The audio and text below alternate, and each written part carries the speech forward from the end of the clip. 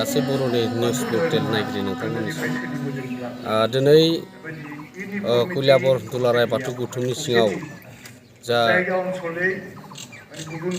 31 annual कन्भेन्सनखौ कलियाबरनि बे औगुरि बेंनाहाटी ओनसोलाव खुंनो थाखाय साखाफारा जादों आरो बिनिनो दिनै रायदाव आफाद दाफुंनाय जादों।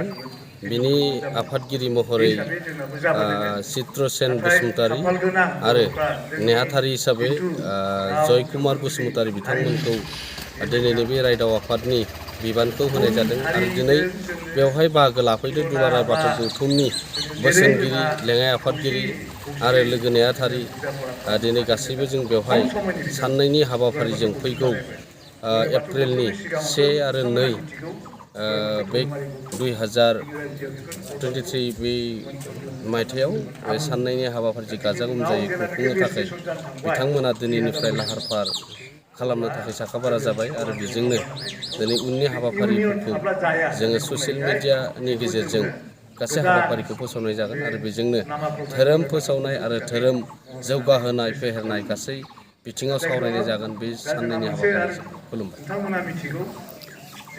बेनि सायाव नोंथाङा आफादगिरि महरै मा बुंनो सानदों? गोजोन्थों।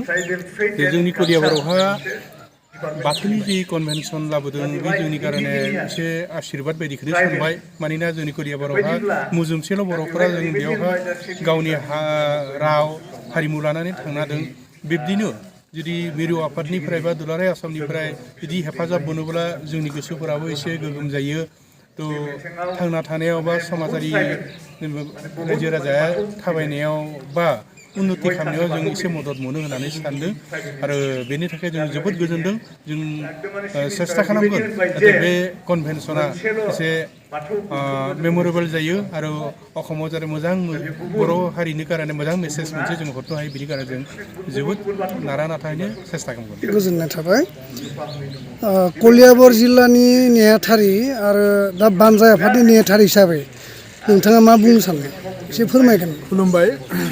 कलियाबर जिल्ला दुलाराय बाथौ गौथुमनिफ्राय जानानै लोगोसे बानजाय आफादनिफ्राय जानानै बयबो बाथौ सिबियारि रायजो राजानिसिम आंनि खुलुमनाय आरो सिबिनायखौ बावहरग्रोबाय।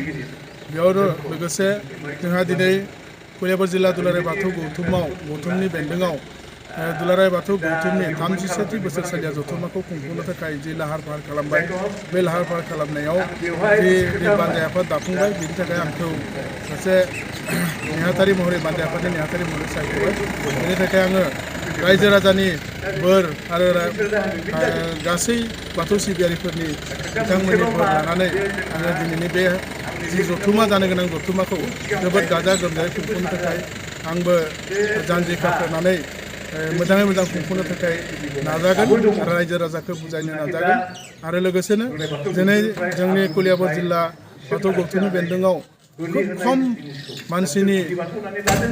अनजिमानि मानसिफोरजोंनो धोरोमारिफोरजोंनो जेसेबां गिदिर मोनसे बिबानखौ बानस'ना लानानै जोङो खुंफुंनो नाजादों आरो बेवहाय जोबोद गोजोनथाव बाथ्रा आरो बुंनांगोन जोङो दिनै गोदानहै दाजादोंब्लाबो बा खोब खम समनि बिथोराव जोङो बिबानखौ मोनदोंब्लाबो जेसेबां हागौ नाजानोसै रायजो राजाखौ गोजोन होनो आरो बयबो जाहाथे बे दिनै बे कलियाबरनि जि जथुम्मा बे जथुम्मानिफ्राय गथै दुलाराय बाथौ सिबियारिफोरनिसिम जाहाथे जों मोजां मोनसे रादाब फोरमायहरनो हायो, जोंनि खौसेथिनि रादाब, जोंनि हारिमा दानायनि रादाब फोरमायनो हायो, बेखौ मिजिंथिनानै आंनि बुंनायखौ एसेयावनो दोनथ'बाय।